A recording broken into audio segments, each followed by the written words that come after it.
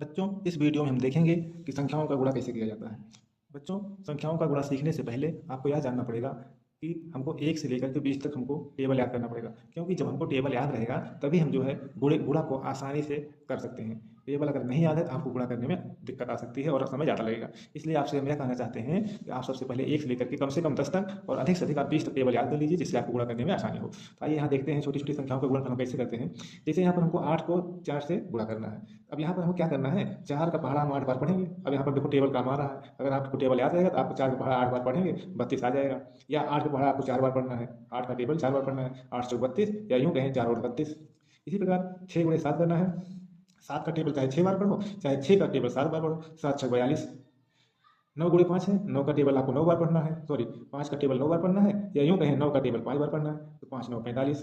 अब यहाँ पर है क्या, क्योंकि दोस्तों 6 का टेबल आप 10 तक ही याद रखते हैं, क्योंकि मैंने कहा कि आप 20 तक याद कर लेंगे टेबल ज़्यादा सही रहेगा। अब यहाँ पर आपको याद करना है 12 का टेबल 6 बार पढ़ना है, या यूँ कहें कि 6 का टेबल 12 बार, क्योंकि हम लोग 10 तक ही याद करते हैं किसी टेबल को। तो 12 का अगर टेबल याद है तो आप 12 से 72 कर सकते हैं। कोई जरूरी नहीं 6 बार हमने 72 करिए, क्योंकि टेबल 10 तक ही याद करते हैं। यहाँ पर 16 गुणे 3 है, 3 का टेबल 16 बार कोई नहीं याद करता, केवल 10 तक याद करता है। तो आप 16 का टेबल 3 बार पढ़ लीजिए, 16 3 48। इसी प्रकार 5 का टेबल 18 बार कोई नहीं याद करता है, केवल 10 तक याद करता है। तो आप जो है 18 का टेबल 5 बार पढ़िए, 18 पंचे 90। इस प्रकार हम गुणा को, अगर हमको टेबल याद है, हम गुणा को आसानी से कर सकते हैं। गुणा कोई बहुत कठिन काम नहीं है।